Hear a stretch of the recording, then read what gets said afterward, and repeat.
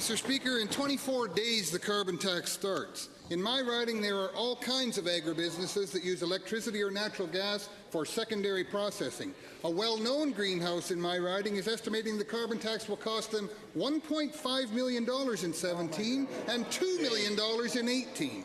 Another agribusiness owner told me his expenses for natural gas will increase $700,000 to $800,000 next year. To the Minister, has your government considered what the economic impact of this tax will be on agri-food and agribusiness in this province? No.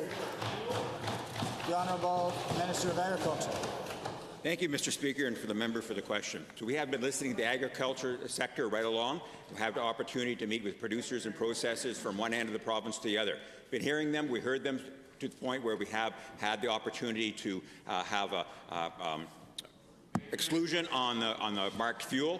I've also listened, the member brought up greenhouses in particular. I want to have an energy efficiency program.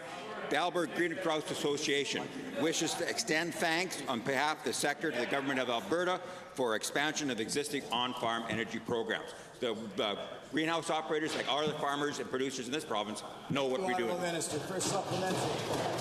Given that the carbon tax raises production costs in agribusiness, and given that a lot of Alberta companies are price takers and can't pass on additional costs to the consumers, given that whether they're selling the products to struggling restaurants or having to compete at a farmer's market with sellers from somewhere else that don't have a carbon tax, to the Minister, agribusiness stakeholders are telling me something completely different than what we're being told in this House. Are you willing to table specific details on your outreach to these businesses and what these stakeholders are telling you? Because I know they've talked to you.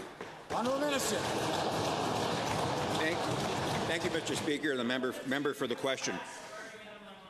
I know, Mr. Speaker, that farmers have been stewards of this land for generations. They continue to be so. I know that farmers also believe in the science of climate change. They were looking for opportunities to lower their greenhouse gas emissions, and there are economic benefits in doing so as well, Mr. Speaker. I'm continuing to work with farmers and ranchers and processors and producers right across this province as we go to a carbon neutral environment, Mr. Speaker. Now the second supplemental.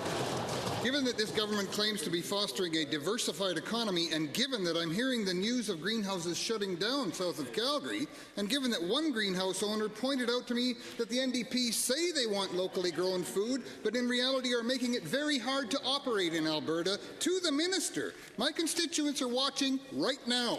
Will you stand and tell us what this government is doing to ensure that companies in agri-food and agribusiness can operate successfully in Alberta and compete with their counterparts in other jurisdictions? Honourable Minister.